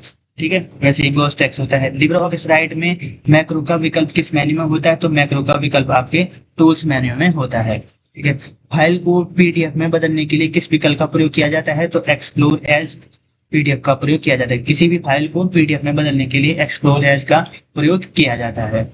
अगला है लिब्रे ऑफिस राइट में वर्तमान विंडो के को बंद करने की शॉर्टकट कुंजी क्या होती है, तो वर्तमान विंडो को बंद करने की जो शॉर्टकट की होती है लिब्रे ऑफिस में होती है Ctrl+W। अब पूरी तरह बंद करना है तो Ctrl+Q होता है। ठीक है, अगला जो प्रश्न हो जाएगा आपका, अगला प्रश्न है एमएस वर्ड में गो टू विकल्प की किस शॉर्टकट कुंजी होती है, तो गो टू आपका होता है Ctrl+G और F5 दोनों होता है, तो ए बी इसका दोनों का दोनों आंसर हो जाएगा। लिब्रे ऑफिस राइट में नेविगेटर को ऑन ऑफ करने की शॉर्टकट की क्या होती है, तो नेविगेटर को ऑन ऑफ करने की जो शॉर्टकट की होती है वो क्या होती है, F5। ठीक है, अगला होगा एमएस वर्ड में किसी शब्द पर माउस से लगातार 3 बार क्लिक करने से क्या होता है, तो एमएस वर्ड में किसी भी शब्द पर माउस से लगातार 3 बार क्लिक करने पर क्या होता है, वह पूरा पैराग्राफ सिलेक्ट हो जाता है। 3 बार करने से वो पूरा ब्लॉक क्या होता है, सेलेक्ट हो जाता है। लिब्रे ऑफिस राइट में स्टेटस बार में निम्नलिखित में से क्या प्रदर्शित नहीं किया जाता है, तो कंप्यूटर का नाम स्टेटस बार में प्रदर्शित नहीं किया जाता है। फॉर्मेट प्रिंटर का क्लोन फॉर्मेटिंग का उपयोग किस लिए किया जाता है, तो वो किया जाता है आपका केवल फॉर्मेटिंग स्टाइल को कॉपी करने और दूसरे टेक्स्ट को लगाने के लिए किया जाता है। अगला प्रश्न है लिब्रे ऑफिस राइट में क्लोन फॉर्मेटिंग का विकल्प किस टूल में होता है, तो वो आपका स्टैंडर्ड टूल में होता है। ठीक है, अगला है एमएस वर्ड में सुपर स्क्रिप्ट और सब स्क्रिप्ट के को सामूहिक रूप से क्या कहा जाता है, तो वो कहा जाता है आपका front effect. Libre office right में अगला प्रश्न है लिब्रे ऑफिस राइट में थीसर्स विकल्प किस मेन्यू में होता है, तो ये आपका टूल में होता है। अगला है डिफॉल्ट रूप में वर्ड प्रोसेसिंग में मार्जिन ग्रेड की माप किस इकाई में होती है, तो मार्जिन ग्रेड की जो माप होती है वो इंच या सेंटीमीटर में होती है। मार्जिन ग्रेड की जो माप होती है वो किस में होती है, इंच या सेंटीमीटर में होती है। बाइंडिंग साइड, ठीक है, बाइंडिंग साइड के लिए पेज मार्जिन में जोड़े जाने वाले अतिरिक्त स्पेस को क्या कहा जाता है, तो अतिरिक्त स्पेस को न्यूट्रल मार्जिन कहा जाता है। अगला है लिब्रे ऑफिस राइट में अधिकतम फॉन्ट आकार कितना होता है, तो अधिकतम जो फॉन्ट आकार होता है वो 96 या 999.9 तक बढ़ाया जाता है। ठीक है, अगला है एमएस वर्ड में ड्रॉप डाउन सूची में न्यूनतम और अधिकतम फॉन्ट साइज कितना होता है, तो न्यूनतम 8 होता है, अधिकतम 72 होता है। लिब्रे ऑफिस राइट में हेल्प मेन्यू की शॉर्टकट की क्या होती है, तो हेल्प मेन्यू F2 में होता है, F1 में होता है, F2 में आपका रीनेम हो जाएगा।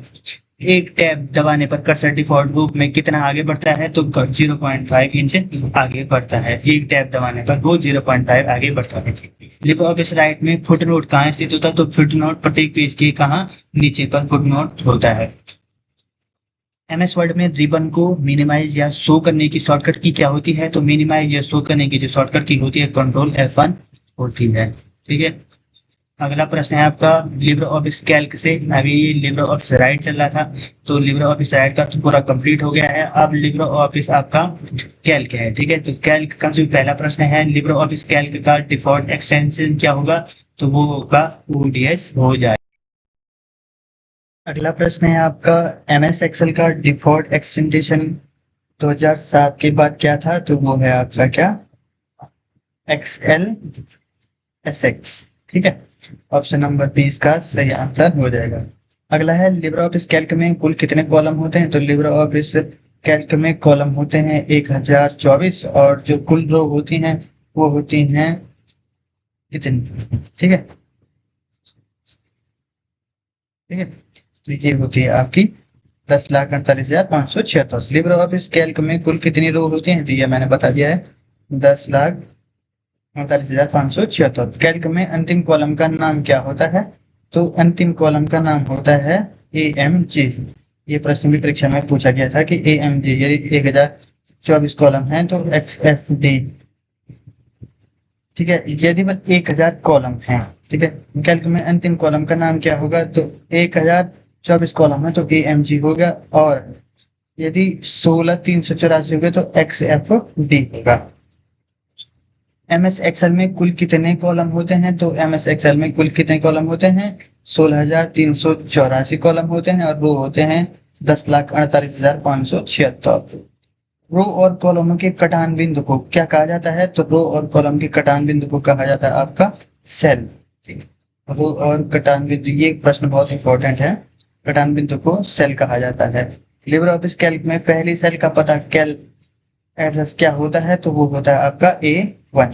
ठीक है, अगला है कैल्क में किसी भी सेल को एडिट करने के लिए जो शॉर्टकट की होती है वो क्या होती है? तो वो होता है ऑप्शन बी F2। ठीक है, स्प्रेडशीट में कोई भी फॉर्मूला हमेशा किस चिन्ह से शुरू होता है? तो स्प्रेडशीट में जो फॉर्मूला शुरू होता है वो is equal to option C से शुरू होता है। ठीक है, अगला है इक्वल टू से शुरू होता है।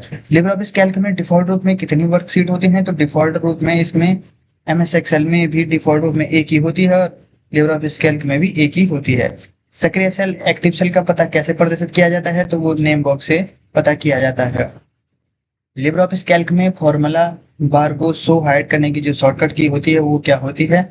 तो कंट्रोल F2 तो नहीं होती है, F2 भी नहीं होती है, कंट्रोल शिफ्ट प्लस F2 भी नहीं होती है, अर्थात इनमें से कोई भी नहीं होता है। इस मेन्यू से करते हैं। जो शॉर्टकट की नहीं होती है इसके लिए इसको क्या करते हैं? मेन्यू से करते हैं। करंट डेट इंसर्ट करने के लिए जो शॉर्टकट की होती है तो करंट डेट जो इंसर्ट करते हैं सेमी कॉलम से करते हैं, कंट्रोल प्लस सेमी कॉलम से, और करंट टाइम जो करते हैं वो करते हैं कंट्रोल प्लस शिफ्ट प्लस। ठीक है, अगला प्रश्न है लिब्रे ऑफिस जो कैल्क है, तो लिब्रे ऑफिस कैल्क में सेल फॉर्मेट डायलॉग बॉक्स खोलने की जो शॉर्टकट की होती है वो क्या होती है? Control plus 1। अगला है सेल में लिखे गए टेक्स्ट का डिफॉल्ट अलाइनमेंट क्या होता है? तो डिफॉल्ट अलाइनमेंट होता है लेफ्ट अलाइनमेंट। ठीक है, सेल में लिखी गई संख्याओं का डिफॉल्ट अलाइनमेंट क्या होता है? तो सेल में लिखी गई डिफॉल्ट नंबर का जो डिफॉल्ट अलाइनमेंट होता है वो होता है राइट अलाइनमेंट। ठीक है, यदि किसी सेल में वैल्यू बड़ी होने के कारण समाहित नहीं होती है तो वो एरर दिखाता है, तो वो एरर दिखाता है आपका H। ठीक है, किसमें भी अगर वैल्यू बड़ी हो जाती है तो वैल्यू बड़ी होने के बाद वो आंसर नहीं दिखाता है, उसके बदले वो इस प्रकार का एरर दिखाता है।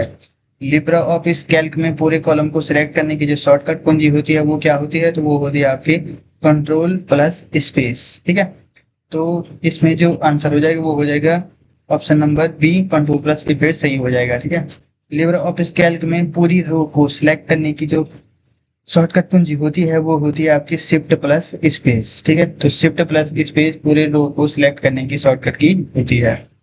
अगला आ जाएगा नई रो या कॉलम जोड़ने, इंसर्ट सेल। रो और कॉलम के लिए डायलॉग बॉक्स में जो शॉर्टकट की होती है वो क्या होती है? तो वो होती है आपका कंट्रोल प्लस प्लस।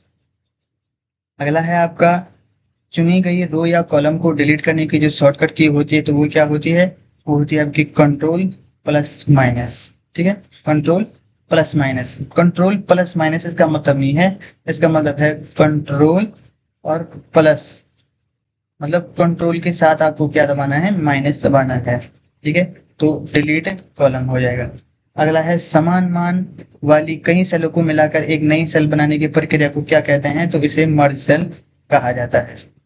अगला प्रश्न है सेल के आकार से बड़ा टेक्स्ट होने पर उसे स्वतः कई लाइनों में तोड़ने की सुविधा को क्या कहते हैं? तो उसको कई लाइनों में तोड़ने को आपका कहा जाता है वर्टेक्स कहा जाता है। ठीक है, ऑप्शन नंबर बी इसका सही आंसर हो जाएगा। अगला है फॉर्मूला सम A1 रेशियो A5 में कॉलम का क्या अर्थ होता है? तो कॉलम का जो अर्थ होता है वो होता है रेंज ऑपरेटर। ठीक है, तो ऑप्शन नंबर बी इसका सही आंसर हो जाएगा। लिब्रे ऑफिस कैल्क में अधिकतम जूम कितना प्रतिशत होता है? तो लिब्रे ऑफिस कैल्क में अधिकतम जूम आपका 400% होता है। कैल्क में न्यूनतम जो जूम होता है वो 10% होता है। ठीक है। अगला है फॉर्मूला एवरेज 10, 20, 30 का परिमाण क्या होगा? तो 10 और 20 और 30 का जो परिमाण होगा, परिमाण मतलब कुल कितना एवरेज होगा, कितना औसत होगा, तो इसका जो सही आंसर हो जाएगा वो हो जाएगा 20। ठीक है। अच्छा ठीक है, तो इसका परिमाण ऐसे निकाल सकते हैं आप, पहले 10 प्लस 20 प्लस 30, 30 बटे जितनी कुल संख्याओं बटे जितनी संख्याएं हैं ये। ठीक है, संख्याओं का जोड़ बटे कुल संख्या है। ठीक है। अब 10 20 30 30 30 60, 30 बटे 3। अब 3 दूना आ जाएगा आपका 6, तो कुल आंसर कितना आ जाएगा आपका 20। इसका सही आंसर क्या हो जाएगा 20। अब आता है फॉर्मूला काउंट A1 तो A5 का क्या गिनता है? तो A1 और A5 को जो गिनता है वो गिनता है केवल नंबर वाली सेल को। ठीक है। अगला है लिब्रे ऑफिस कैल्क में फंक्शन विजार्ड खोलने की जो शॉर्टकट की होती है, तो फंक्शन विजार्ड खोलने की शॉर्टकट की होती है आपकी कंट्रोल F2। किसी सेल एड्रेस को $A $1 को किसी प्रकार सेल में रेफरेंस कर रहा कहा जाता है, तो उसे कहा जाता है आपका एब्सोल्यूट सेल रेफरेंस, यह फिक्स रहता है। ठीक है। अगला है यदि सेल A1 बराबर 5 और A2 बराबर 10 है, तो फॉर्मूला प्रोडक्ट A1 A2 का मान क्या होगा? तो A1 A2 का मान होगा ऑप्शन बी 50 गुना। ठीक है। अगला हो जाएगा कैल्क में बनाई गई डिफॉल्ट वर्कबुक का क्या नाम क्या होता है? तो डिफॉल्ट वर्कबुक का नाम होता है अनटाइटल 1, MS एक्सेल और बुक 1। अगला है स्प्रेडशीट में डेटा को किसी भी विशेष क्रम, आरोही या अवरोही क्रम में व्यवस्थित करने को क्या कहा जाता है? तो स्प्रेडशीट के डेटा को किसी भी विशेष क्रम में जो व्यवस्थित करने को कहा जाता है आपका सॉर्टिंग। ठीक है। अगला है आपका केवल विशिष्ट मापदंडों को पूरा करने वाले डेटा को प्रदर्शित करने की प्रक्रिया को क्या कहा जाता है? तो वो उसे कहा जाता है आपका फिल्टरिंग। अगला है फॉर्मूला मैक्स 5 12 9 2 का परिणाम क्या होगा? तो अभी मैंने जैसे निकाला था उसको भी किसी प्रकार से करना है, तो उसका जो ये मैक्सिमम फॉर्मूला निकलेगा तो इसका है 12, वो एवरेज का था, ये मैक्सिमम का निकलेगा। अब मिनिमम का भी उसी प्रकार से निकलेगा, तो इसका सही आंसर हो जाएगा कि 5 12 9 2 का परिणाम क्या होगा? तो वो होगा आपका ऑप्शन ए 2। ठीक है। अगला प्रश्न, कैल्क में प्रिंट करने की शॉर्टकट कुंजी क्या होती है? तो कैल्क में प्रिंट करने की शॉर्टकट कुंजी होती है कंट्रोल P। अगला है फॉर्मूला नाउ का आउटपुट क्या प्रदर्शित करता है? तो आउटपुट वर्तमान तिथि और समय दोनों को प्रदर्शित करता है, इसका ये सही आंसर हो जाएगा। अगला है फॉर्मूला टुडे क्या प्रदर्शित करता है? तो फॉर्मूला टुडे वर्तमान तिथि को प्रदर्शित करता है। अगला हो जाएगा कैल्क में ग्रिड लाइंस को प्रिंट करने का विकल्प किस मेन्यू या डायलॉग बॉक्स में मिलता है? तो ग्रिड लाइन या को प्रिंट करने का विकल्प आपका पेज स्टाइल शीट टैब में मिलता है। अगला प्रश्न है लिब्रा कैल्क में क्लियर कंटेंट की शॉर्टकट की क्या होती है? तो क्लियर कंटेंट की शॉर्टकट की जो होती है बैक स्पेस डिलीट दबाने पर डायलॉग बॉक्स खुलता है। ठीक है। तो लिब्रा ऑफिस में क्लियर कंटेंट की शॉर्टकट की क्या हो जाएगी? Back space. ठीक है। और डिलीट। किसी चार्ट को इंसर्ट करने के लिए किस मेन्यू का उपयोग किया जाता है? तो किसी चार्ट को इंसर्ट करने के लिए इंसर्ट मेन्यू का प्रयोग किया जाता है। अगला प्रश्न, फॉर्मूला क्लाइंट 19 5 का परिणाम क्या होगा? तो इसका जो सही आंसर हो जाएगा वो हो जाएगा ऑप्शन बी। ठीक है, 20 हो जाएगा। अगला है फॉर्मूला मोड 10 3 का परिणाम क्या हो जाएगा? तो फॉर्मूला मोड 10 3 का जो परिणाम हो जाएगा इसका जो सही आंसर है वो आंसर बी हो जाएगा 1। ठीक है। अगला जो प्रश्न है पावर 2 3 का परिणाम क्या होगा? तो पावर 2 3 का परिणाम आपका ऑप्शन नंबर बी इसका सही आंसर हो जाएगा 8। फॉर्मूला शॉर्ट 16 का परिणाम क्या होगा? तो फॉर्मूला शॉर्ट 16 का परिणाम आपका ऑप्शन नंबर बी 4 हो जाएगा। कैल्क में स्प्रेडशीट में कुल चार्ट के कितने प्रकार उपलब्ध होते हैं? तो चार्ट के कुल 10 प्रकार होते हैं। ठीक है। लिब्रे ऑफिस इम्प्रेस और MS पावर पॉइंट का है अब, तो इसका ये अंतिम होगा अभी। लिब्रे ऑफिस इम्प्रेस का डिफॉल्ट फाइल एक्सटेंशन क्या होता है? तो वो ODP होता है इम्प्रेस का। MS पावर पॉइंट का एक्सटेंशन 2007 में जो डिफॉल्ट है वो क्या हो जाएगा? PPT X इसका एक्सटेंशन हो जाएगा। ठीक है। इम्प्रेस में बनाई गई डिफॉल्ट प्रेजेंटेशन का नाम क्या होगा, तो वो अनटाइटल 1 हो जाएगा। अगला है प्रेजेंटेशन को शुरू से फॉर्म पे प्लान करने की शॉर्टकट कुंजी क्या हो जाएगी, ये F5 हो जाएगी। अगला है वर्तमान स्लाइड से फॉर्म करंट स्लाइड प्रेजेंट शुरू करने की शॉर्टकट की क्या होती है, वो होती है Shift+5। अगला है चल रहे स्लाइड शो को बीच में ही समाप्त करने के लिए किस कुंजी का उपयोग किया जाता है, तो वो किया जाता है एस्केप, ESC। ठीक है। अगला है आपका इम्प्रेस में न्यू स्लाइड जोड़ने की शॉर्टकट कुंजी क्या होती है, तो न्यू स्लाइड जोड़ने के लिए आपको Ctrl+M। ठीक है। और जो यदि आप Ctrl+N में नई प्रेजेंटेशन फाइल बनती है तो Ctrl+N से नई प्रेजेंटेशन फाइल बनती है, नए स्लाइड जोड़ने के लिए Ctrl+M का प्रयोग किया जाता है। इम्प्रेस में जो अधिकतम जूम होता है तो वो अभी मैंने आपको बताया, तो कितना होता है 3000%। और MS पावर पॉइंट में जो अधिकतम जूम होता है वो 400% होता है। और लास्ट प्रश्न है आपका, इम्प्रेस में न्यूनतम जूम मिनिमम जो जूम होता है कितना परसेंट होता है, तो वो आपका 5% होता है। दोस्तों इसी तरह से ये जो मैराथन क्लास है ये पूरी तरह से समाप्त हो गई है। ठीक है। इसमें अभी और भी कुछ प्रश्न हैं, वो थोड़े से ही प्रश्न हैं, वो मैं अलग से उसकी MCQ सीरीज करा दूंगा, वो ज़्यादा इंपॉर्टेंट नहीं है, लेकिन अगर आपने पूरा पढ़ा होगा तो कुछ भी आ सकता है, तो ये आपके लिए बहुत अच्छा हो जाएगा। ठीक है दोस्तों, अगर आपको ये वीडियो अच्छी लगे तो इस वीडियो को लाइक शेयर और सब्सक्राइब जरूर करना, और कमेंट में जरूर बताना कि आपको वीडियो कैसी लगी और अगली वीडियो किस प्रकार बनानी है। ठीक है। अगर आपको ये वीडियो अच्छी लगी तो इसको लाइक शेयर जरूर करना और सब्सक्राइब, और अगर ऐसी आपको हर वीडियो में ऐसी जानकारी चाहिए या परीक्षा में कैसे प्रश्न बनने हैं वो जानकारी चाहिए, तो बेल आइकन दबाना, जिससे कि सबसे पहले जो वीडियो आएगी वो सबसे पहले आपसे पहुंचे। तो धन्यवाद दोस्तों।